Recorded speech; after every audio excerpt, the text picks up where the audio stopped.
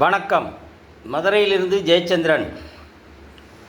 மதுரையில் இருப்பதால் நான் இந்த பதிவை உங்களுக்கு பதிவிடுகிறேன். ஏனென்றால் தமிழ்நாட்டில் அசுத்தமான நகரம் என்று மதுரை என்று சிறப்பாக தேர்ந்தெடுத்திருக்கிறார்கள். ஒவ்வொரு மதுரைக்காரர்களுக்கும் இது ஒரு மன வருத்தமாக இருக்க வேண்டும் என்பது என்னுடைய எண்ணம். மதுரை கோவில் நகரம். அனைத்து தெருக்களிலும் கோவில்களுக்கு பஞ்சமில்லை. தனியார் கோவில்கள், பெரிய பெரிய கோவில்கள் இருக்கின்றன. சங்கடகர சதுர்த்தி, பிரதோஷம் போன்றவை சிறப்பாக செயல்படுகின்றன. அருமை அருமை. நிகழ்ச்சி முடிந்ததும் தொன்னையில் வைத்து ஏதாவது ஒன்று வெண்பொங்கல், சுண்டல் ஏதாவது கொடுக்கின்றார்கள்.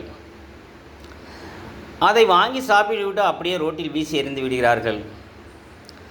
அமாவாசை தினத்தன்று கோயில் வாசலில் உள்ள மாடுகளுக்கு, இல்லை வைகை ஆற்றின் கரையில் உள்ள மாடு ரோட்டில் திரியும் மாடுகளுக்கு அகத்திக்கீரையை போடுகின்றார்கள். ஒரு மாடு எத்தனை முடிச்சு தான் சாப்பிட முடியும்?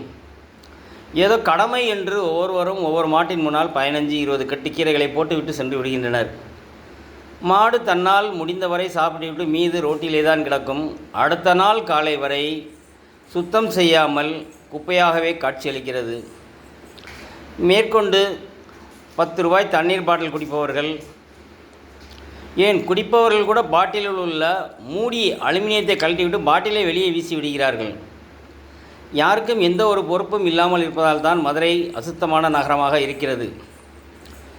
குறிப்பாக எந்த ஒரு விளம்பரப்படுத்தினாலும் அதில் கீழே தாங்கள் இருக்கும் நகரை சுத்தமாக வைத்துக் கொள்ளுங்கள், தாங்கள் இருக்கும் தெருவினை சுத்தமாக வைத்துக் கொள்ளுங்கள், தங்களுடைய வீட்டைப் போல என்று ஒரு வாசகம் பிரிண்ட் செய்தால் அச்சகர்களுக்கும் நோட்டீஸ் அடிப்பவர்களுக்கும் ஒரு பேருதவியாக இருக்கும் என்று நான் நினைக்கிறேன்.